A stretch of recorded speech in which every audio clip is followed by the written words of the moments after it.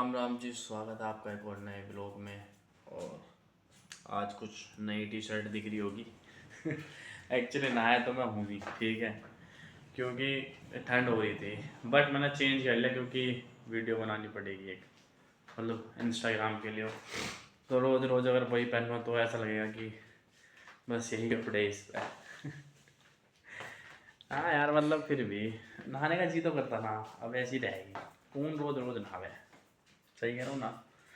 तो बस अब थोड़ा काम करने बैठूंगा मैं, ठीक है। उसके बाद देखते क्या चीज़ कैसे होंगी। तो यार पहले तो मैं सोच रहा था कि ये वाली वीडियो अलग से बनाऊंगा, जैसे मैंने पिछली 2 वीडियो बनाई है क्रैश को लेके। बट फिर मेरे को लगा यार कंटेंट अलग अलग हो जाएगा, तो इसी में डाल देते हैं, तुम देख तो लोगे कम से कम। तो देखो, 2 तो हमने कर लिए थे, ये मैंने अभी लेटेस्ट पढ़ा है, ठीक है। तो बताता हूँ क्या हुआ था। तो ये है रिसेशन ऑफ 1970s। तो जो 1970 और 1980 के बीच का जो पीरियड था, उसमें क्या यूएस मार्केट में फॉल आया, जो भी आया वो बताऊंगा।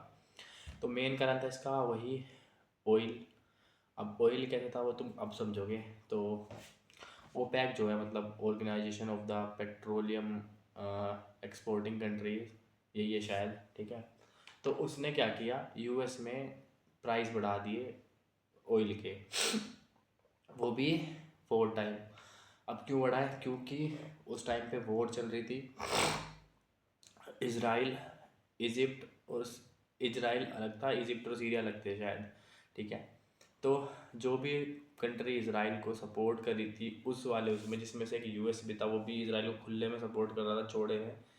तो जो मिडल ईस्टर्न कंट्री थी, लाइक ये सऊदी अरेबिया वगैरह, ईरान वगैरह, इन्होंने जो भी इज़राइल को सपोर्ट कर रहा था उन्हें तेल देना बंद कर दिया, ठीक है। और इस मतलब जो भी चीज़ है इसको हम बोलते हैं, अब 1 मिनट रुको, पढ़ा था मैंने, ऑयल एम्बार्गो।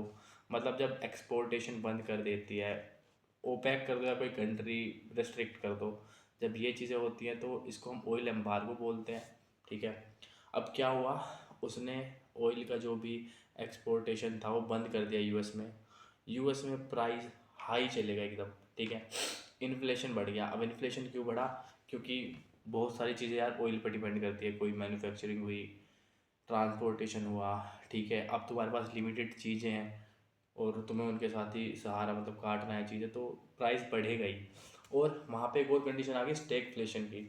अब स्टैगफ्लेशन क्या होता है, it is not inflation, stagflation. इसमें 3 कंडीशन आती है। एक तो तुम्हारी इन्फ्लेशन आ जाएगी कंट्री में, बट तुमने ये देखा होगा कि तुमने सुना होगा कि यार इकोनॉमी बढ़ रही है तो साथ साथ महंगाई भी बढ़ रही है।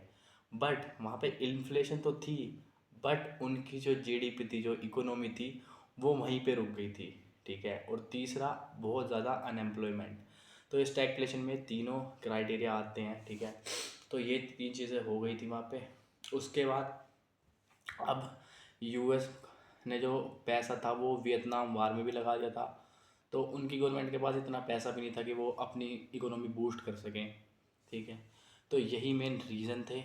अब इससे स्टॉक मार्केट में तो फ़र्क आएगा ही, क्योंकि कंपनियां हैं उनके प्रॉफिट्स गिर रहे हैं, इतना तेल नहीं आ रहा, मैन्युफैक्चरिंग नहीं हो रही, ट्रांसपोर्टेशन भी इतना हाई हो चुका है कि लोग अवॉइड कर रहे हैं चीज़ें।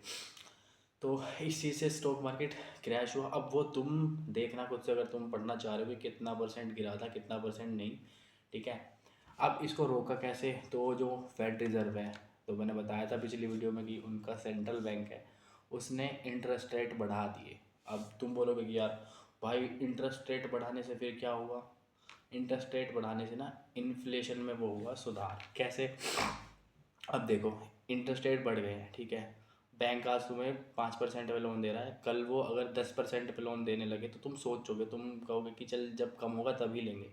तो इससे क्या हुआ, एक तो जो डिमांड थी, मतलब जो कार लोन लेना था किसी पर, मतलब बंदे को, या होम लोन लेना था, वो घट गया। मतलब कि कुछ ऐसी डिमांड नहीं आई, तो मैन्युफैक्चरिंग भी रुक गई वहाँ पे। और मान लो जो बिजनेसमैन है, ठीक है, उसको भी अगर कोई लोन उठाना है बैंक से अपनी किसी यूनिट डालने के लिए, कहीं पे कोई मशीनरी डालने के लिए, तो उसने भी सोचा कि बाद में डाल लेंगे। तो वो डिमांड कम हो गई, जिसकी वजह से जो इन्फ्लेशन थी वो धीरे धीरे धीरे धीरे कम होती चली गई। अब यही नहीं कि सिर्फ बैंक का रोल है इसमें, जो फेडरल रिजर्व है वो बैंकों को भी प्रोवाइड करता है, मतलब इंटरेस्ट, मतलब लोन। तो बैंक भी नहीं लोन चाह रहे थे कि हम उससे लें सेंट्रल बैंक से, क्योंकि इंटरेस्ट रेट बहुत हाई हो रखे थे। अब ये चीज़ें शॉर्ट टर्म में तो थोड़ा दिक्कत करी कि अनएम्प्लॉयमेंट हुई इसकी वजह से, और भी बाकी चीज़ें हुई। बट अगर लॉन्ग रन में देखो तो इसी की वजह से थोड़ा इन्फ्लेशन भी कम हुई, थोड़ा जीडीपी में भी सुधार आया। तो यही रीज़न था जो चीज़ें ठीक कर पाया। और ये 1973 से 1980 तक चला था ये चीज़, ठीक है। तो मेन कारण वही है, ऑयल वाला। बाकी इसमें इतना कुछ है नहीं, तुम देख लेना। बाकी मैं तुम्हें हिस्ट्री नहीं बताने वाला कि क्या वियतनाम वार थी, क्या इसराइल सीरिया और वो इजिप्ट वाली वॉर थी। मैंने पढ़ लिया था बट तुम्हें नहीं बताऊंगा, कुछ मैटर बनता नहीं है उसका। तो बस तुम दो चीज़ें ध्यान रखो, फर्स्ट इज़ ऑयल एम्बार्गो, और जो ओपेक ने वो बढ़ाए थे तेल के दाम, वो चीज़ याद रखो। बाकी सब बढ़िया है। तो ये ब्लॉग के साथ ही आएगा ये वाला सेशन, ठीक है। तो उसी में डाल दूंगा, इसके आगे वीडियो डाल लूँगा नहीं डालूँगा वो तुम तभी देख लेना, ठीक है। तो चलो फिर मिलते हैं। तो यार वो अभी उठा मैं, और इतना लेट उठा क्यों, क्योंकि मेरे को साइनस है, तो कभी जुकाम होता तो मैं दवाई ले लेता सिट्राजीन, और उससे नींद आती बहुत। तो अराउंड 12 बजे उठा था मैं अभी, ठीक है। और तुमने इससे पहली वाली वीडियो, मतलब इससे पहली वाली वीडियो कह रहा हूँ, इससे पहली वाली क्लिप में देख लिया होगा, मैंने रिसेशन के बारे में बताया था वो। तो अच्छा लगा तो शेयर भी कर दिया करो चीज़ें, ठीक है। अपने तक ही मत रखा करो सारी नॉलेज, ठीक है। तो चलो अभी काम करने बैठूँगा, फिर देखता हूँ क्या चीज़ कैसे होती है। तो मेरे को थोड़ा लाइटनिंग इशू आ रहा था, ठीक है। तो वो चीज़ें मैं अभी सही कर रहा हूँ, ठीक है। तो अभी नॉर्मल लाइट में रात में तो शूट नहीं कर सकते, दिन में ही शूट करना पड़ता है। अगर मान लो कभी वीकेंड पे मन कर गया कि कर लो रात में भी शूट, तो मैंने उसके लिए थोड़ा सेटअप तैयार कर लिया, ठीक है। एक तो ये चीज़ देखो, मैंने इस पे ये लगा दिया ताकि वो लाइट इतनी हार्श एकदम मुंह पे ना आए, ठीक है। और थोड़ा सा तो वो मतलब बल्ब वाले के इफेक्ट के लिए यो लगा लिया। तो अभी मैं तुम्हें लाइट वाइट बंद करके सब चीज़ें दिखाता हूँ कि कैसी लाइटनिंग है और कैसा सा शूट होता है, कैसी चीज़ें आती हैं, ठीक है। तो मैं चीज़ों को भी पकड़ लेता हूँ हाथ में, ताकि जहाँ मेरे को फिक्स करनी है वहाँ से तुम देख पाओ कि चीज़ें कैसी दिख रही हैं, ठीक है। आई होप कि सब सही लग रहा होगा, बैकग्राउंड वगैरह भी। और इधर से अगर मैं थोड़ा क्लोज करता हूँ तो मैं भी सर माफ़ करना, थोड़ा वीडियो कट हो गई थी क्योंकि स्टोरेज इशू आ गया था। तो तुम यार नॉर्मली देख लिया होगा तुमने वीडियो में कि ठीक आ रही है। अभी लाइटनिंग भी इतनी वो नहीं लग रही कि मैंने मुंह पे चोंद मार रही हो, ठीक है। तो मे भी इसी लाइटिंग में काम करेंगे, हम एडजस्ट कर लेंगे अकॉर्डिंग टू बैकग्राउंड की इधर रखना है इधर रखना है। तो चलो ये चीज़ तो सॉर्ट हो गई। अब थोड़ा काम भी कर ले यार, थोड़ा थक गया यार चीज़ें करते करता। एक तो यो ढूंढने में बहुत टाइम लग गया, ये पर्दा सा लैपटॉप लिया था तो उसमें से निकाल लिया। तो चलो बस यही था अपना सेटअप का हिसाब। तो दिवाली वाली लाइटों का फुल फ़ायदा उठा लिया मैंने अभी। तो अभी तुम देख रहे हो कितना मैं सब हो रखा, सब चीज़ें कहीं कुछ हो रखा, किताबें कहीं पड़ी हैं।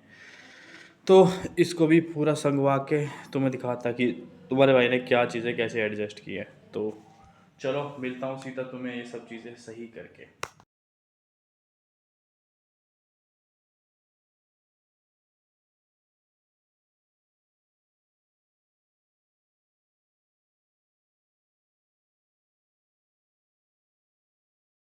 सब चीज़ें कर दी, साफ़ सफाई हो गई।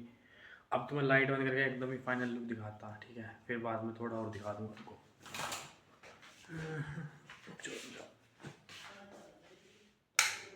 तो रेडियो 1 2 एंड 3 दिस इज, ठीक है। ये थोड़ा रात वाला मोड।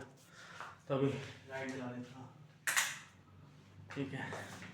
एंड ये देखो क्या एकदम क्लीन लुक आ रहा, क्लीन।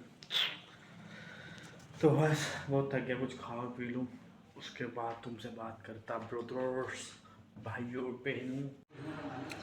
सेक्सी दही टोस्ट तब खा लूँ, फिर एंड करता हूँ वीडियो बाद में। ओए राम रे।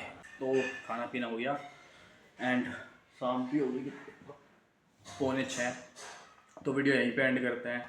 अगर अच्छी लगी हो तो लाइक एंड शेयर कर देना और सब्सक्राइब कर देना चैनल को। तो मिलते हैं अगली वीडियो में, बाय बाय।